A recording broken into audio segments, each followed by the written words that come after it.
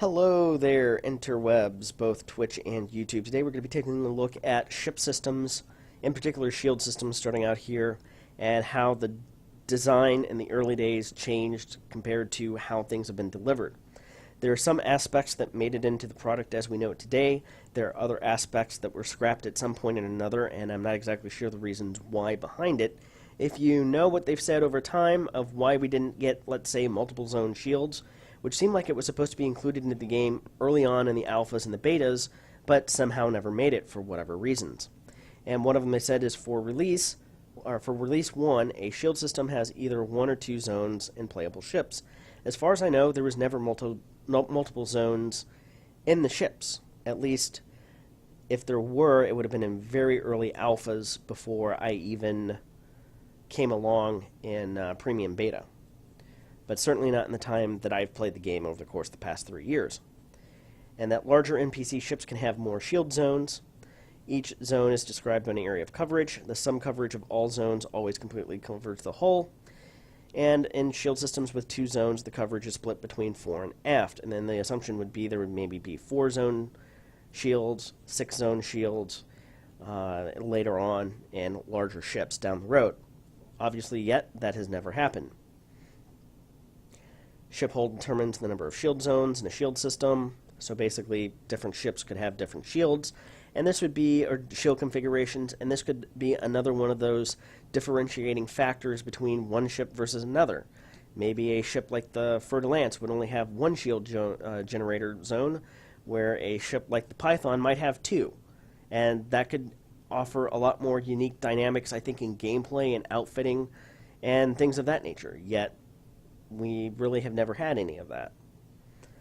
It said here that the players were going to have to assign a shield generator to a shield zone, and you could fit 1 or 2 shield generator modules depending on the number of zones that ship had. If one shield generator's module, its values are equally divided between the 2 zones.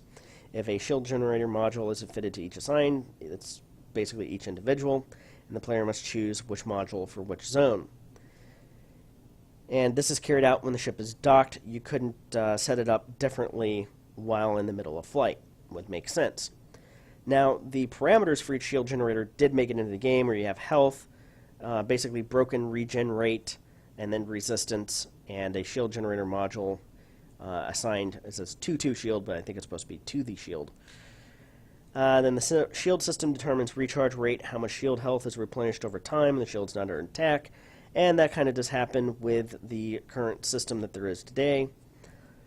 Interestingly enough, shield cell banks was introduced, or was suggested. Shield bank, optional module. Players can augment their shield's performance by equipping the ship with an optional shield cell bank. Those did make it into the game.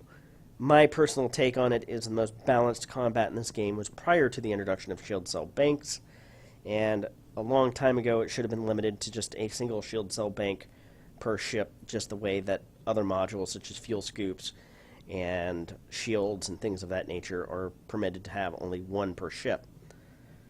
Personal opinion there. You may or may not disagree with me on that. And this has pretty much been implemented as is. You know, shield cells are ineffective against collapsed shields, are consumed when used, so yeah, popping battery packs, healing potions, basically.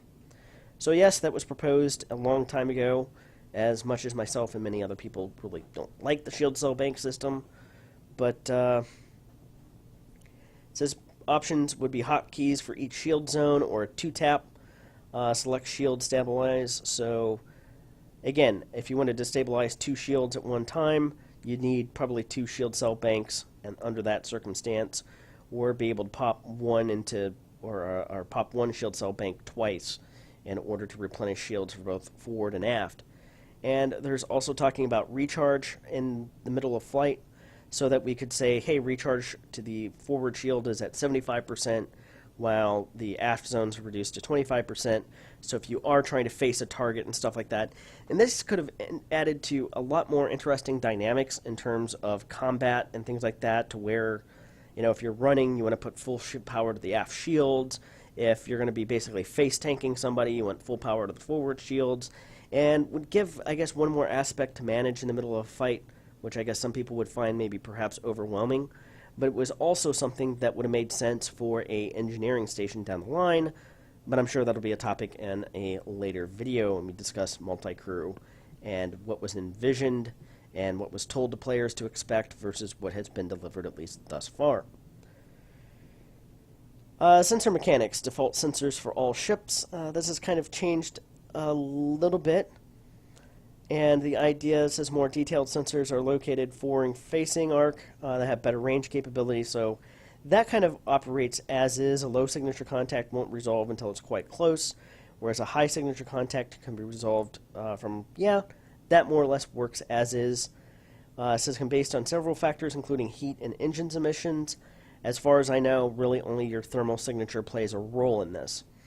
Contacts can be validated to be a target by the targeting computer so that weapons can provide assistance, gimbal, lock-on, etc. Works pretty much as is. Advanced passive sensors.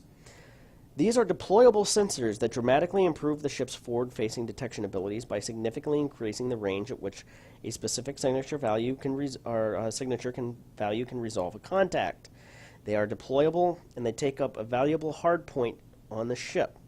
Passive sensors like these don't affect the ship's current signature to other ship sensors other than the potential heat increase through power used. Basically, a sensor hardpoint.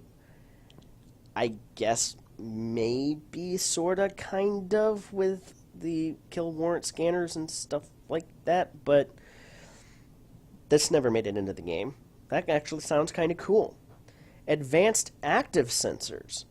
These are deployable sensors that could actively search for contacts using strong EM pulses and other forms of detection that dramatically increases a ship's own signature as well. They are extremely powerful, and the potential contacts within their sensor range can be validated instantly at the cost of also lighting up the ship to everyone else. This would be how radar works in the real world. If you send out a radar beam or a sonar pulse in a submarine, the result is, yes, you can see everything else out there, but anything that can detect your radar beam also knows you're in the area as well. Activating an active sensor will ping the area and instantly reveal possible potential contacts the sensor is able to detect. The further away a contact is, the less likely it'll be to be detected. After activating a contact, they will be told they have been pinged and can look out for a possible new sensor contact that have just resolved, likely to find the suspect. Wow, this sounds like very much more interesting sensor mechanics than we currently have in the game, even with engineering wide angle, long range, focus scan, and quick scan, and things like that. I would have liked to have had advanced and passive sensor pods.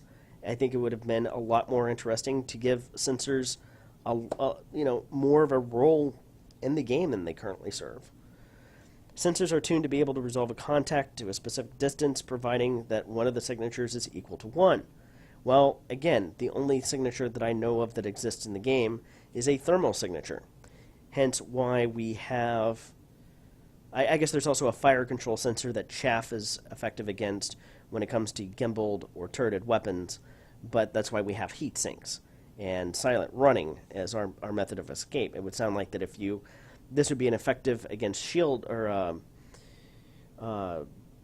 silent stealth builds would have been having an active sensor on board instead of having to have an emissive gun turret. We kind of have that a little bit with the emissive turrets or emissive pulse lasers and multi-cannons and things like that, and missiles and stuff that can carry emissive.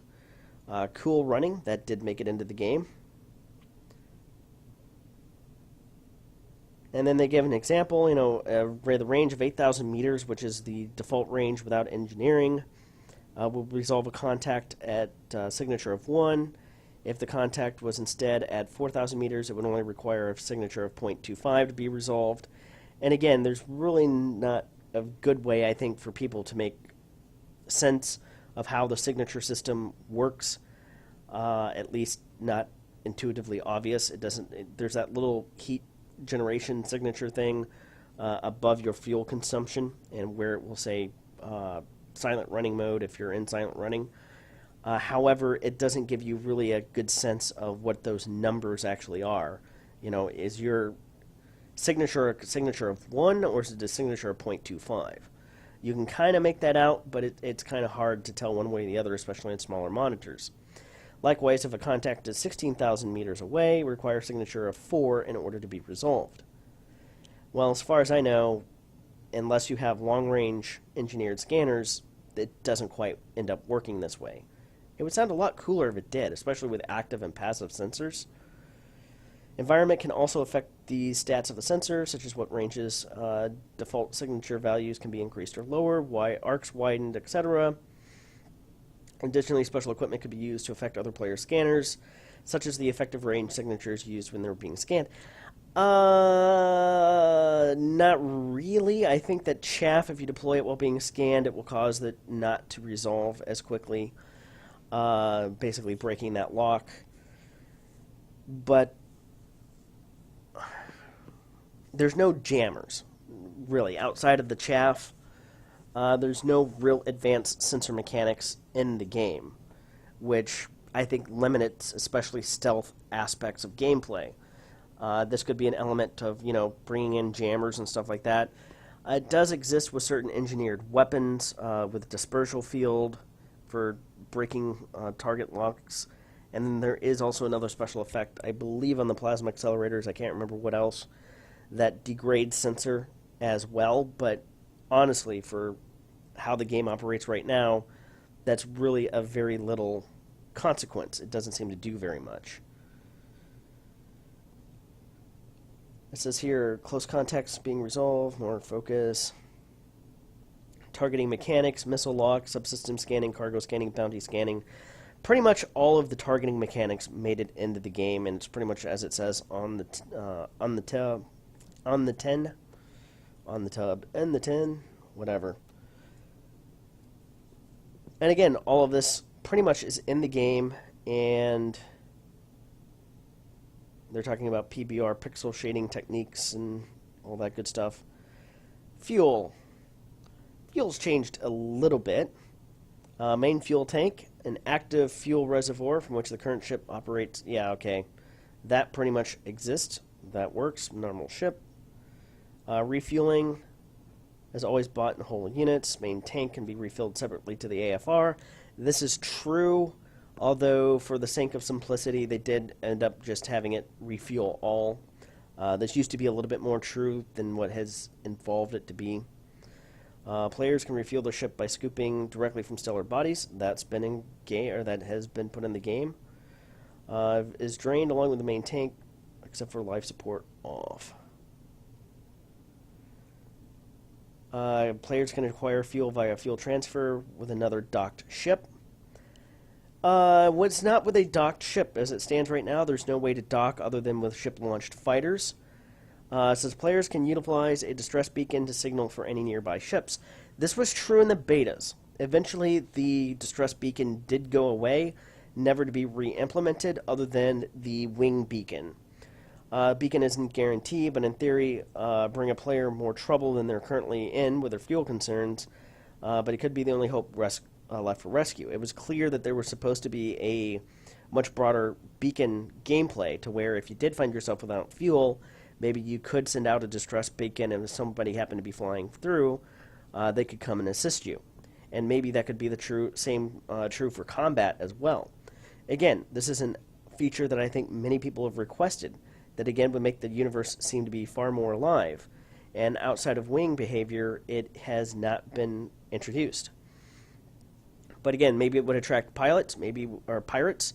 Maybe it would attract friendly pilots. But now ship fuel transfer is done via fuel transfer limpets, and with the assistance of the fuel rats. So again, through docked ships, there is no docking. Now, types of fuel. There's currently only one fuel. And one of the things is they're talking about qualities of fuel. Lower quality fuel has a modifier, penalizing consumption rates. As far as I know, this was never, ever implemented into the game. That's just fuel. I think that this would be an element into the game that would flush things out a little bit further. And the entire fuel tank module can only operate on a single quality of fuel. I think that would be fine. And then they have fuel tank malfunctions. The minor malfunctions, a faulty fuel line temporarily starves the power plant of fuel. thus reducing available power gradually until no power is available. Modules turn off in priority order until the fault fixes itself, variable time for the malfunction. As far as I know, fuel tank has no malfunction like this. AFR fuel leak temporarily drains more fuel from the AFR than normal, as fuel is effectively leaking from the reservoir until resealed automatically. Variable time limit for the malfunction. Again, has never made it into the game. Wouldn't that kind of be cool? AFR refill fault temporarily stops the refill process when the AFR is empty, resulting in the starvation of the systems and the faulty fuel line and malfunction above, but can only happen when refueling the AFR. Variable time limit on the malfunction. Basically, these are ways that you could be flying, especially if it suffered damage, that would be a result, especially to explorers and other things like that. It's one of these things. This is a system that looked like they had on paper ideas of how to flush this out. And none of this is in the game. Major malfunctions: main tank leak, main tank fire. Ruptures and ignites in a dangerous inferno, completely destroying all units of fuel in the main fuel tank. AFR and reserve tanks are unaffected. The fire is in a separate ship-wide malfunction described in another document, and this malfunction is just really augmented by also having the fuel in the main tank lost to the fire. There is no fire. Again, these are ship malfunctions and things that could breathe life and more life into risk, reward, and all of those fun things about flying your ship around that you'd have to worry about. That is nowhere to be seen in the actual product of the game. And that'll bring us to ship crew functionality, which I will touch on in the next video. This has gone about 15 minutes. I don't really want to go much longer than that. Thank you very much for watching. What do you think of some of the designs that were proposed that we've yet to actually see implemented in any meaningful way, shape, or form into the game? What would you think about fuel malfunctions being there? Let me know in the comment section down below. Until then, be sure to like, follow, subscribe, all of those things, and I will see you next time.